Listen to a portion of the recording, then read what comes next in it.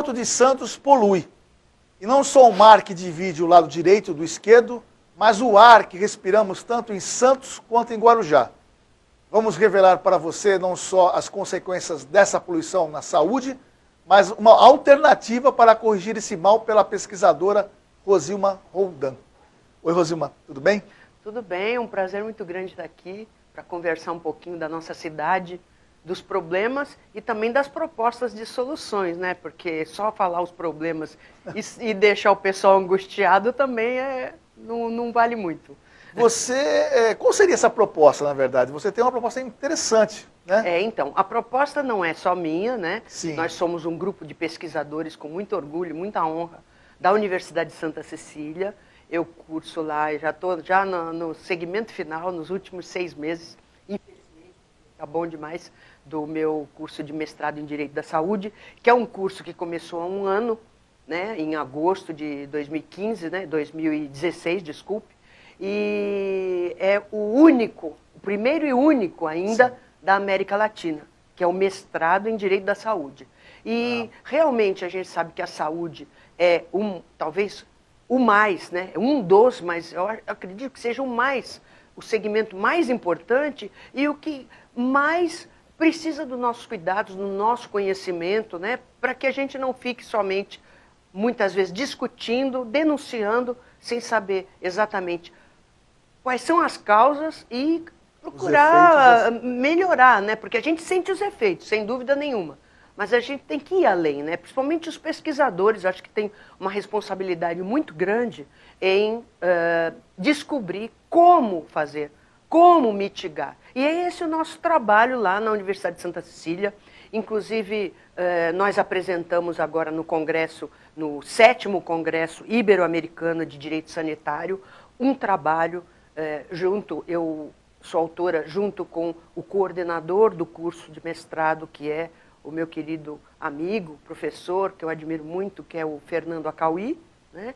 E com o vice-coordenador, né? O artigo nosso, nós 3 fizemos, mas não somos só nós 3 que estamos trabalhando isso, é um grupo grande de pesquisadores, sim, porque exige muita pesquisa e nós separamos esse trabalho para ser em torno de 2 anos, e ele tem várias fases. Etapas, na verdade. Por conta de que nós temos que primeiro fazer o levantamento, que nós terminamos agora no final de dezembro, né, de 2017, o levantamento de o que existe realmente, o que existe de literatura, porque o nosso foco a proposta, né, é a mitigação dos efeitos da poluição atmosférica na saúde humana. Só para o pessoal entender, Rosilma, na verdade, o porto, né, ele na verdade, produz o movimento do porto, o que é transportado pelo porto, ele produz uma pequena partícula de poluição. É isso? Explica mais ou menos o que é isso. É isso mesmo. Não só a partícula, né, que a partícula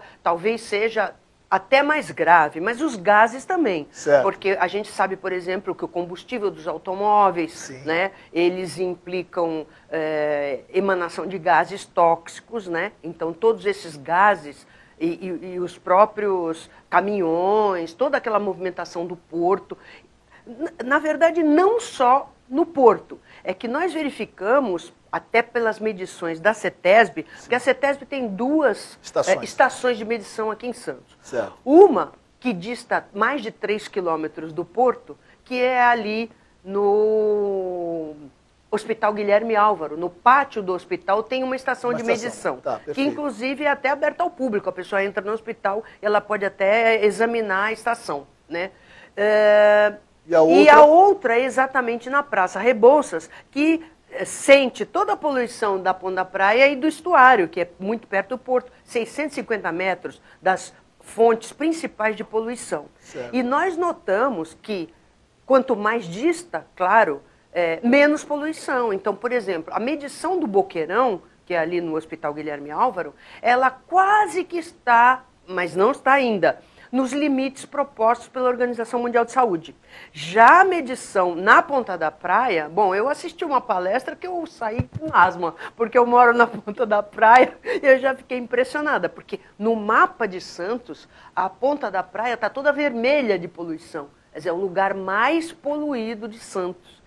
E realmente está 80% acima do recomendado pela Organização Mundial de Saúde. 80% acima. 80% acima do recomendado. Recomendado da saúde humana, é isso? Exatamente. E veja só, você me perguntou, o que o porto causa, né? Isso. Não só o material particulado, que são as partículas que a gente diz, que é a poeira, né? São Sim. resíduos, né? E eles são medidos em microgramas, são coisas mínimas. E justamente elas passam, algumas ficam no filtro, mas as menorzinhas, elas não ficam no filtro humano, elas vão direto para a corrente sanguínea. Então dá uma infecção, uma inflamação generalizada. Então você começa a sentir dor articular, você começa a sentir dor de garganta, você começa a sentir uma falta de capacidade respiratória. Puxa vida, não sei o que está acontecendo, será que eu estou com gripe?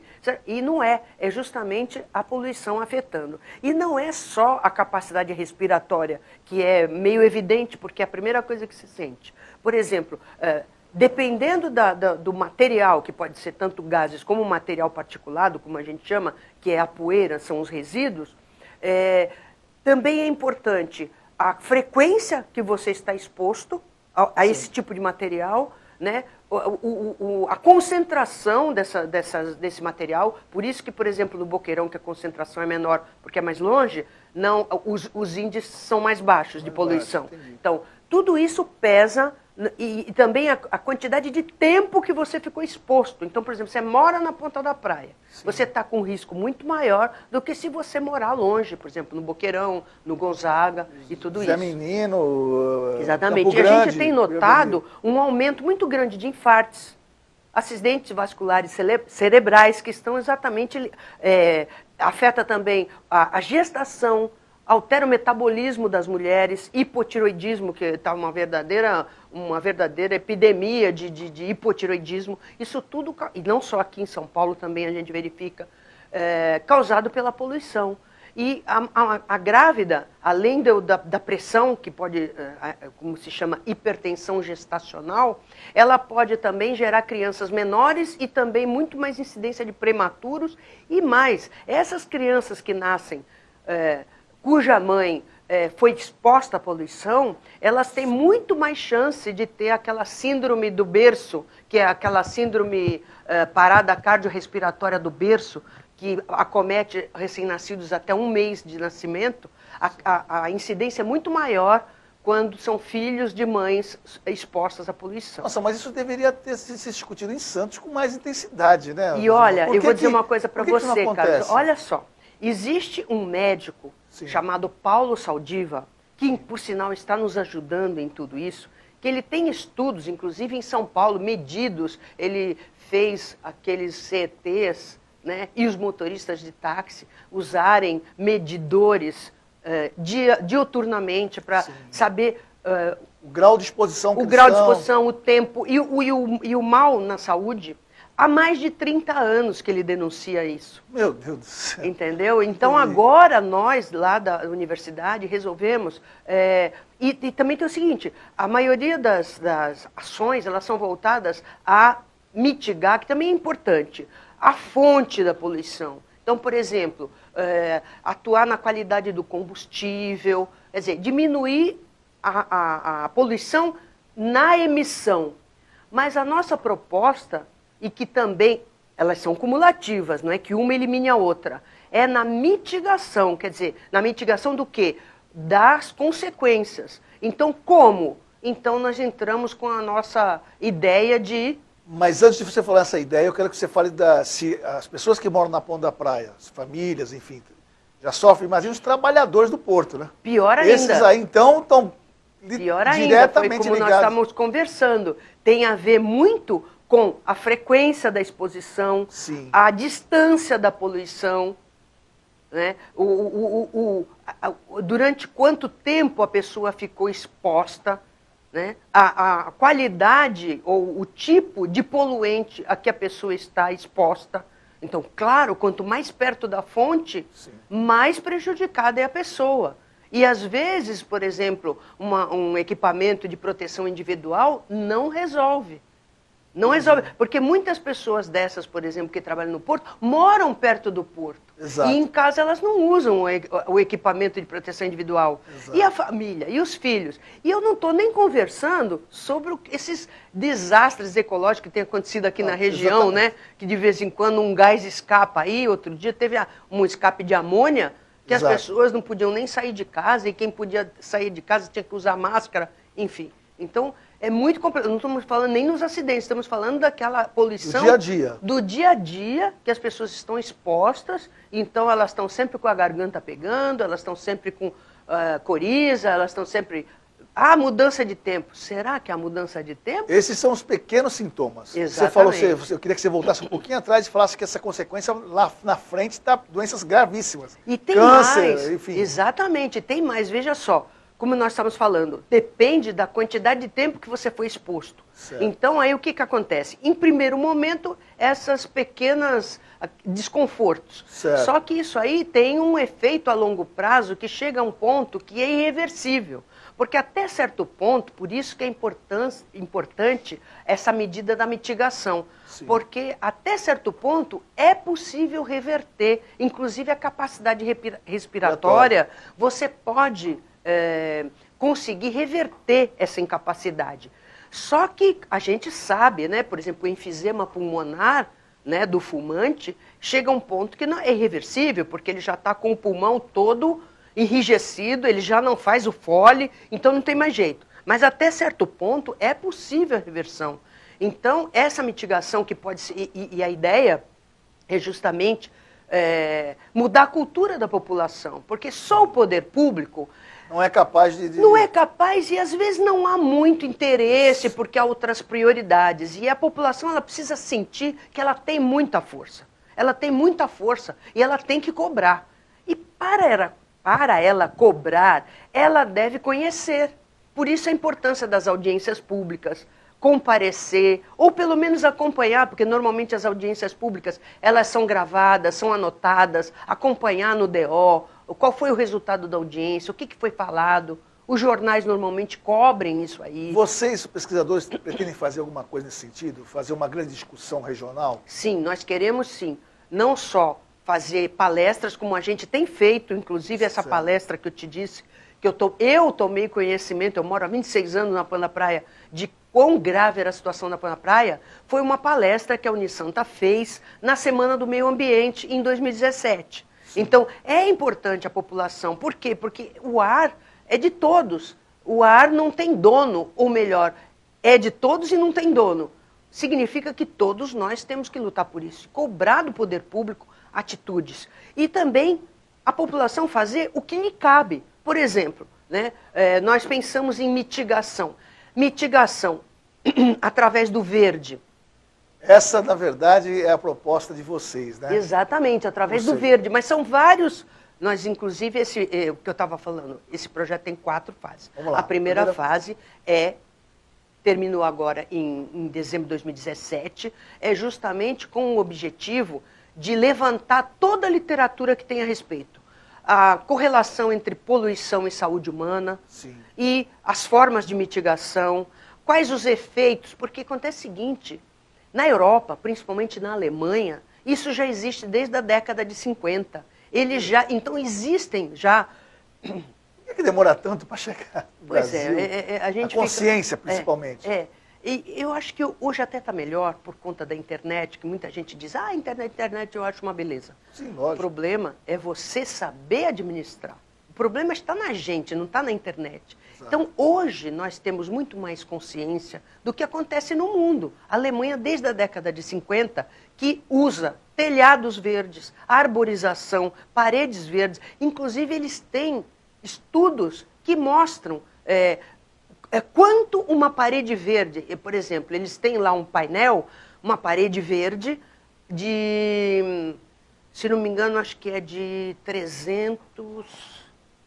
Não, são uma parede verde cuja metragem é mais ou menos 5 por 5, no meio da praça pública, como se fosse alguma coisa de decoração. Fica bonito. Uma parede lá no meio de uma praça, 5 por 5, um painel verde. Sim. Esse painel, ele consegue exercer a limpeza do ar correspondente a 300 árvores. Aí você me diz assim, mas é para substituir as árvores? Não, claro que não. Mas é que há alguns lugares em que você não consegue plantar 300 árvores. Sim. Principalmente nos locais urbanos, em que você tem muitos espaços que você não consegue plantar certo tipo de árvore, as ruas, né? Os espaços que já estão ocupados e que você não pode, por exemplo, plantar 300 árvores. Então, com um painel de 5 por 5, 25 metros quadrados, uma parede, que às vezes ocupa o quê? 50 centímetros, Sim, né, de espaço, né, 50 centímetros por 5 metros, né, você tem o mesmo efeito de 300 árvores. Então, a ideia não é substituir as árvores, Sim. é ou os locais que não abrigariam, por conta de espaço físico, árvores, você tem a opção de pôr paredes verdes. Vamos lá, localizando aqui. Vocês devem ter mapeado uma área onde esse trabalho de vocês pode ser desenvolvido. Exatamente, isso nós vamos fazer agora, porque como eu te falei, a Essa primeira fase, levantamento do que está acontecendo no mundo, Sim, sim. e aí os estudos nos dizem que isso aí sempre foi aplicado pela humanidade, e o primeiro exemplo que se dá são os jardins da Babilônia, os jardins suspensos da Babilônia, Sim, né, que é o sim. primeiro relato que a gente tem de jardins suspensos, de cobertura vegetada, de paredes verdes. Ou seja, tem que voltar para o inverso. Enquanto a uma certa época desmatava-se tudo, tiravam as árvores, mas é tudo muito urbano, muito cheio de cimento, a nossa volta para trás. Vamos voltar a arborizar. Isso, a e região, nós é isso? temos, por exemplo, em Singapura é obrigado. Telhado verde, cobertura verde, é obrigado. O que é telhado verde e cobertura verde? Então, Explica pra cobertura verde, cobertura vegetada, que eu até fiz um artigo junto com o professor Acauí, professor Lamy, que é o vice-coordenador do mestrado em Direito da Saúde, e esse artigo foi premiado. Ontem eles mandaram por e-mail o certificado. O nosso trabalho recebeu menção honrosa no 7º Congresso Ibero-Americano de Saúde, de Direito Sanitário, e que é poluição atmosférica, saúde humana e mitigação através de coberturas vegetadas ou telhados verdes. O telhado verde, agora, a ideia seria uma conscientização da população. Sim. E também uma ajuda do poder público, da prefeitura, para que estimular também isso. Estimular, dar desconto no IPTU, tudo isso é possível, né? Porque o impacto na saúde humana é muito grande, então vai haver economia. Hoje, por exemplo, muda o tempo, ou acontece uma inversão térmica, a poluição vem toda para o nariz do pessoal na praia, as UPAs ficam assim de gente. Lotadas. Criança, Lotadas. então há um impacto na saúde pública também, há uma economia, né? Sim. Inclusive a gente sabe que a prevenção é muito mais barata, porque não há depois o agravamento da doença que a gente conhece. Câncer no pulmão. Por exemplo, as pessoas que têm AVC, quando elas estão expostas a paredes verdes, a locais que tenham bastante arborização, elas têm uma recuperação muito mais rápida do que as pessoas que não estão perto do verde. Além disso, o verde ele tem um poder desestressante muito grande. Sim. E esse poder visualmente falando. Esse poder desestressante, ele reforça a imunologia. A gente sabe que a imunologia ela é muito afetada pelo estresse. Então, quando você está com a sua imunologia baixa, e a gente sabe que o câncer também ataca quando a imunologia da pessoa está baixa. Sim. Porque nós temos células cancerígenas o tempo todo no nosso organismo, sim, mas os anticorpos combatem, porque é o tipo de uma doença autoimune. Então, quando você está com a imunologia forte, reforçada, é dificilmente você fica doente. E aí você não vai onerar o poder público procurando as UPAs, os prontos-socorros, etc. Então, e o importante também é que uma vez instalada a doença, quando você está frente ao verde, você também se recupera mais rápido. Né? E então nós temos, por exemplo, Singapura é obrigado, todos os prédios têm telhado verde e não só... É uma planta específica, é isso? Lá em Singapura eles fazem hortas. Olha que coisa interessante. Né? Então eles fazem, o telhado verde é obrigatório por causa da poluição, e eles fazem horta, plantação, eles fazem lazer, as pessoas têm banquinho lá, fica como se fosse um jardim, sim, né, suspenso, o jardim suspenso da Babilônia. Sim, sim. É uma área de conforto, uma área de lazer, uma área de... E hoje, nas pesquisas do nosso trabalho, nós verificamos que algumas construtoras, incorporadoras já estão investindo nesse tipo de construção como um diferencial de marketing. Rapidamente, a ideia mostra as últimas 3 fases. A primeira fase foi essa, levantamento. Então, primeira fase. A segunda fase que nós vamos entrar agora no início de 2018 é justamente fazer as novas medições. Porque a primeira fase foram as medições que já existem em relação a tudo. Poluição, impacto na saúde humana e os efeitos, os impactos da mitigação, das formas de mitigação, que basicamente são telhados verdes, paredes verdes, temos arborização linear e a própria arborização em si. A segunda fase? A segunda fase, que é agora no início de 2018, é novas medições. Será que as medições que nós achamos, elas são reais? Elas são atualizadas? Será que já não modificou? O que modificou? O que é real? Então, medição. Como é que está a poluição hoje? Quais são os gases e quais são a quantidade de material particulado que realmente existe hoje e que está causando mal à saúde? Está causando mal à saúde? Cadê as estatísticas? Vamos nas UPAs, vamos na Santa Casa, vamos na Beneficência. Na CETESB. Vamos na CETESB, é a medição, né? Sim. E nós pretendemos até, ousados que somos, fazer uma medição paralela para ver se realmente tudo que a CETESB nos mostrou é real. Sim. Não porque eles queiram enganar, mas simplesmente talvez esteja um pouco desatualizado. Então nós temos um grupo de pesquisadores, porque vão ser pesquisadores de várias áreas que vão trabalhar nesse projeto, com a ajuda do Dr. Paulo Saldiva, que vai colaborar também no projeto. A terceira fase seria... A terceira fase seria já medido. Como estava, como é. A terceira fase, projeto piloto. Aí a gente vai contar, já conversamos, temos conversado bastante aqui. Queria deixar um abraço para o secretário do Meio Ambiente de Santos, Marcos Libório, que é uma pessoa fantástica, porque ele está sempre com as mangas arregaçadas, querendo juntar todos os secretários da Baixada Santista na questão do meio ambiente, porque meio ambiente não tem barreira, então lógico, tem que ser realmente uma decisão metropolitana, porque não adianta acabar com a poluição de Santos, que vem um vento, traz a do Guarujá, traz de Cubatão. Então, eu acho ele muito fantástico, nós já temos conversado bastante com ele, que o objetivo é um projeto piloto, ou de arborização linear, aí vai depender das condições físicas. Na Avenida Maricovas?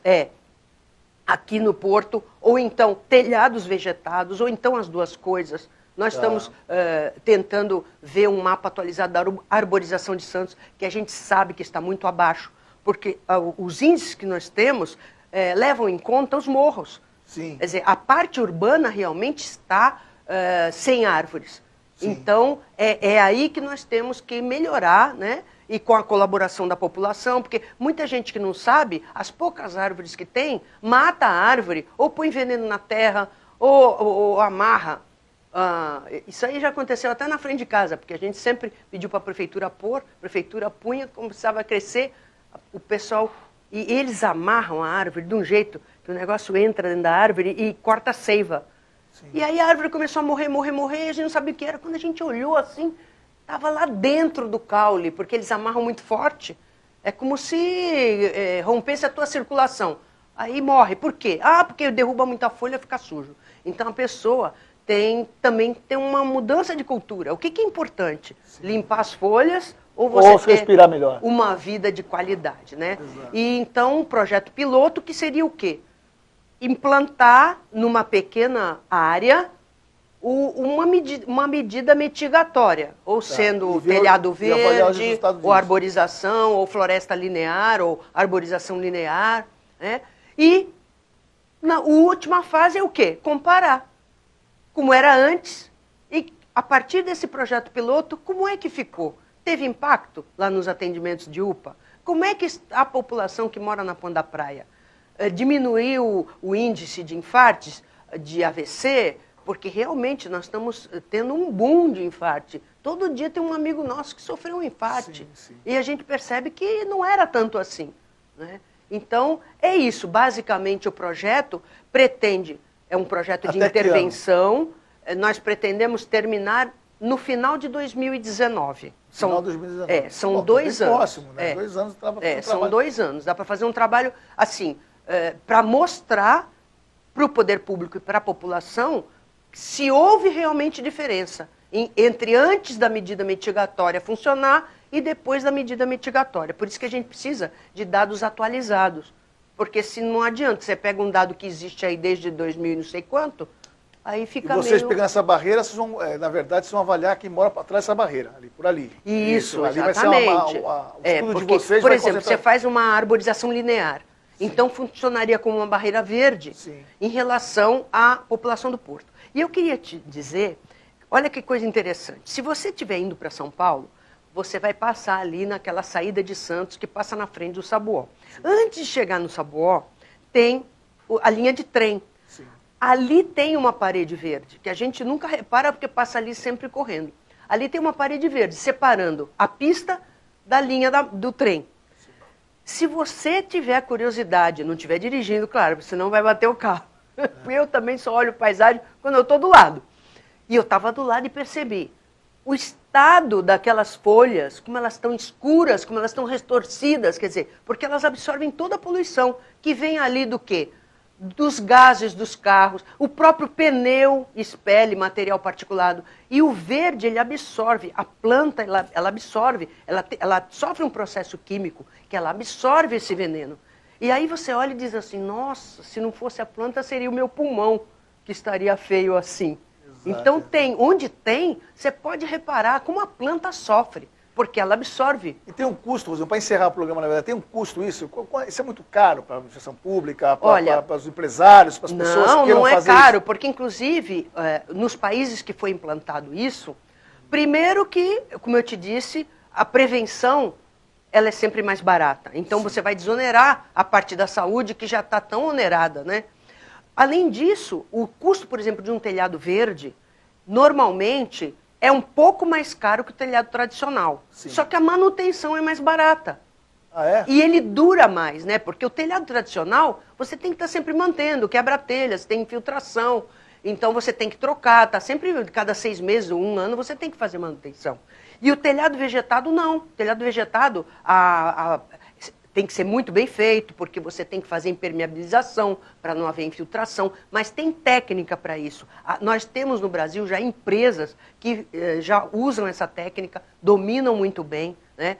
Além de tudo, a reposição, por exemplo, alguns imóveis, prédios que têm aquele impacto ambiental, às vezes eles, para construírem aquele prédio, derrubaram árvore, enfim. E quando ele faz o telhado vegetável, ele recompõe a fauna e a flora. Ele cria ali um canteiro de biodiversidade. Quer dizer, então, ele está devolvendo com um bônus o que ele retirou da natureza. Quer dizer, a gente sabe, né? É uma mudança de cultura. Essa história do construtor, do empresário predador, já está completamente por fora. Porque a gente sabe que a gente tem que agir no mundo sempre com a ideia de sustentabilidade. E o que é sustentabilidade? Essa palavra que todo mundo fala e que ninguém para pensar. É justamente eu fazer alguma coisa com a certeza de que eu estou dando mais do que eu estou tirando. Sempre com essa ideia. Eu estou dando mais e eu não estou deixando resto, lixo meu, para o outro que vem depois. Sim. Ou que o outro que vem logo depois. Não precisa ser meu filho, meu neto. Pode ser um amigo meu que vem meia hora depois e diz, pô, caramba, a Rosima passou por aqui e deixou a assinatura dela cheia de lixo. Porque a gente se preocupa muito assim, lixo na natureza. Mas a gente tem que começar dentro de casa. Sim. Será que eu fui almoçar e deixei minha louça dentro da pia para alguém lavar? Sim. Deixei sujeira na mesa, porque o outro que vem atrás para comer vai ter que limpar minha sujeira? Então, eu acho assim, isso é sustentabilidade. É você ser responsável por tudo que você produz, inclusive pelo lixo que você produz também, né? Para você depois, não que nem está o Sítio das Neves aí, que o meu amigo Marcos Libório está aí conversando com todos os secretários para ver como é que faz para diminuir o lixo, porque não tem mais onde pôr, né? Então, na verdade, Rosima, só rapidamente, 5 segundos, 10 segundos, mais verde e menos cimento, é isso? E isso mesmo, muito mais verde, porque o benefício... Questão de sobrevivência mesmo. O benefício é total, porque não é só físico. Inclusive, a doença mental, ela regride com muito mais facilidade quando a terapia é aplicada sob a influência do verde. Ok. Quero te agradecer muito, mais uma vez. Eu agradeço mais ainda, porque é sempre bom estar com você. e expor ideias construtivas é sempre bom. Que sempre a mídia sempre só mostra desgraça, a gente precisa mostrar desgraça já com a solução. Obrigado. O Revelações fica por aqui, lembrando que toda terça e quinta, às 10h30 da noite, na TV Ilha do Sol. Até o próximo.